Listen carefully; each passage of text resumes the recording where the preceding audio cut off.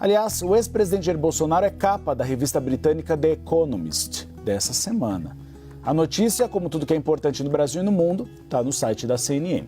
A publicação, que chega às bancas hoje, dá destaque ao julgamento no Supremo Tribunal Federal, que começa na próxima terça-feira e diz o que o Brasil pode ensinar à América. A revista mostra o ex-presidente com o rosto pintado de verde e amarelo e com um chapéu de viking, claro, parecido ao que um dos apoiadores de Donald Trump usava no dia da invasão do Capitólio nos Estados Unidos em 2021. De acordo com a revista The Economist, o julgamento do ex-mandatário indica a recuperação do país após uma febre populista. O cenário político brasileiro volta a ser sacudido por mais uma movimentação envolvendo o ex-presidente Jair Messias Bolsonaro. Desde o início deste mês, Bolsonaro cumpre prisão domiciliar por determinação do ministro Alexandre de Moraes, do Supremo Tribunal Federal, após descumprir medidas cautelares impostas pela Justiça. Uma dessas medidas era justamente a proibição de uso das redes sociais, mas, segundo a Polícia Federal, o ex-presidente voltou a utilizá-las de forma irregular. Esse episódio foi considerado grave, levando Moraes a endurecer as condições da prisão. Agora, toda e qualquer visita precisa ser previamente autorizada pelo STF. Dentro desse contexto, a defesa de Bolsonaro fez um pedido curioso: a autorização para que uma oficial de cartório pudesse entrar em sua residência. O motivo, segundo os advogados, seria a necessidade de coletar assinaturas e conferir documentos que só poderiam ser validados com a presença física da servidora. A solicitação foi protocolada no dia 15 de agosto e, nesta quinta-feira, autorizada por Moraes.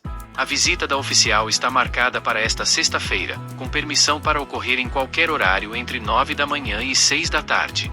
Essa autorização mostra como a rotina de Bolsonaro, mesmo em prisão domiciliar, precisa constantemente passar pelo crivo da justiça. Nada do que acontece dentro da casa do ex-presidente pode ocorrer sem a supervisão do Supremo. É uma realidade nova para o ex-chefe do Executivo, que até poucos anos atrás ocupava a cadeira mais poderosa do país, e que hoje depende de decisões judiciais até mesmo para assinar documentos de cartório. Mas essa não é a única preocupação que paira sobre Bolsonaro. A agenda jurídica do ex-presidente está prestes a enfrentar um de seus capítulos mais importantes, e certamente, mais difíceis. O Supremo Tribunal Federal marcou para o início do próximo mês o julgamento de Bolsonaro por tentativa de golpe de Estado. Trata-se de um processo histórico, que coloca em xeque não apenas o ex-presidente, mas também figuras centrais de seu governo e aliados próximos. As audiências estão previstas para começar no dia 2 de setembro e vão se estender por 5 sessões. Estão marcadas para os dias 2, 3, 9, 10 e 12. Nos 4 primeiros encontros, o julgamento acontecerá no período da manhã, das 9 horas ao meio-dia. Já na última sessão, no dia 12, os trabalhos devem ser mais longos, começarão às 14 horas e só devem terminar por volta das 19 horas. Quem marcou as datas foi o ministro Cristiano Zanin, presidente da primeira turma do STF, atendendo a um pedido do relator do processo, o ministro Alexandre de Moraes. E Bolsonaro não estará sozinho nesse julgamento. Ao todo, 8 pessoas estão no chamado Núcleo 1 do processo, considerado pela Procuradoria-Geral da República como o grupo central da suposta trama golpista. Além de Bolsonaro, serão julgados Mauro Cid, o ex-ajudante de ordens e hoje delator, Alexandre Ramagem, ex-diretor da Agência Brasileira de Inteligência, Almir Garnier, ex-comandante da Marinha, Anderson Torres, ex-ministro da Justiça e ex-secretário de Segurança do Distrito Federal, Augusto Heleno, ex-ministro do Gabinete de Segurança Institucional, Paulo Sérgio Nogueira, ex-ministro da Defesa, e Walter Braga Neto, ex-ministro e candidato a vice na chapa de Bolsonaro em 2022. Todos eles enfrentam acusações pesadas. A lista de crimes inclui formação de organização criminosa armada, tentativa de abolir de forma violenta o Estado Democrático de Direito, tentativa de golpe de Estado, dano qualificado por violência e grave ameaça, além de deterioração de patrimônio público tombado, referência direta aos ataques contra a sede dos 3 poderes em Brasília. As penas para esses crimes, somadas, podem levar a décadas de prisão. O julgamento promete ser um divisor de águas na história política do Brasil. É a primeira vez que um ex-presidente da República responde judicialmente por tentativa de golpe em instâncias tão elevadas. A expectativa é que o processo atraia enorme atenção da opinião pública, da imprensa nacional e também da mídia internacional. o mundo inteiro deve acompanhar os desdobramentos, pois o caso é emblemático sobre os desafios que as democracias contemporâneas enfrentam diante de movimentos autoritários.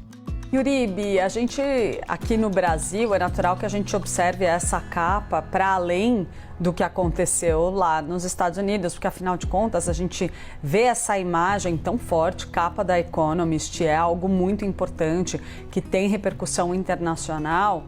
Trazer o ex-presidente Jair Bolsonaro retratado como aquele viking do Capitólio, esse militante, esse manifestante ali que participou da invasão do Capitólio, virou lá nos Estados Unidos uma espécie de símbolo do extremismo, muito do que aconteceu naquela manifestação na época da saída de Donald Trump, no seu primeiro mandato.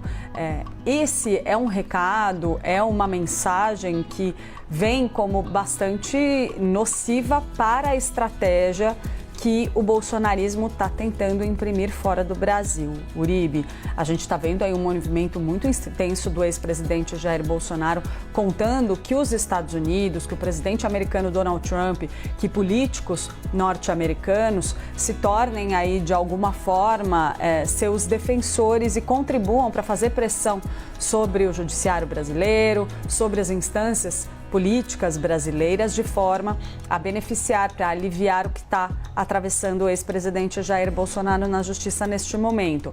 A gente está aí há pouquíssimos dias do início da etapa final do julgamento do ex-presidente Jair Bolsonaro. As sessões começam na semana que vem do julgamento em si, então é um momento bastante delicado para que essa capa venha a público para o ex-presidente Jair Bolsonaro. Quando a gente olha da ótica do governo federal, naturalmente pensando na estratégia política que tem sido desenhada pelo Palácio do Planalto, olhando inclusive as eleições presidenciais do ano que vem, Uribe, essa capa acaba sendo relevante. É sempre legal a gente lembrar e tentar dar a dimensão do que representa uma grande capa de uma revista como The Economist aqui no Brasil e fora daqui também. Que tipo de mensagem isso transmite e a relevância dessa mensagem?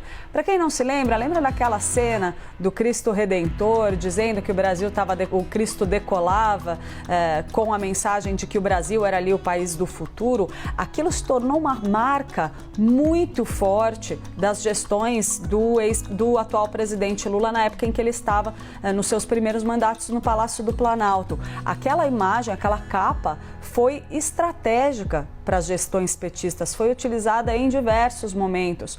Então, para se ter uma ideia do quanto uma cena como essa pode sim ter efeito sobre a repercussão internacional que o julgamento do ex-presidente Jair Bolsonaro pode vir a ter a partir da semana que vem, Uribe. De um lado, a defesa de Bolsonaro insiste que ele não cometeu qualquer ato de ruptura institucional e que estaria sendo vítima de perseguição política. Do outro, o Supremo, a Procuradoria-Geral da República e a Polícia Federal sustentam que há evidências robustas de que Bolsonaro e seus aliados articularam medidas para tentar subverter o resultado das urnas e impedir a posse do presidente eleito Luiz Inácio Lula da Silva. Esse embate vai se intensificar nos próximos dias. Na semana passada, a Polícia Federal encaminhou ao STF novas informações apontando que Bolsonaro descumpriu novamente medidas cautelares. A defesa nega e diz que não há provas de tais violações. Agora, a Procuradoria-Geral da República tem até a próxima segunda-feira para se manifestar oficialmente sobre o tema. Enquanto isso, a situação política e jurídica do ex-presidente se complica cada vez mais. A prisão domiciliar já é, por si só, um marco inédito para um ex-chefe de Estado brasileiro. E, com o julgamento por tentativa de golpe prestes a começar, a possibilidade de uma condenação severa deixa o clima ainda mais tenso. Os próximos dias, portanto, serão decisivos não apenas para Bolsonaro, mas também para todos os envolvidos. E, de maneira mais ampla, para a própria democracia brasileira, que terá diante de si o desafio de mostrar se será capaz de lidar com os ataques sofridos em sua estrutura e punir os responsáveis. O julgamento marcado para setembro pode entrar para os livros de história como o processo que definiu os limites entre a política, o poder e a lei no Brasil do século XXI.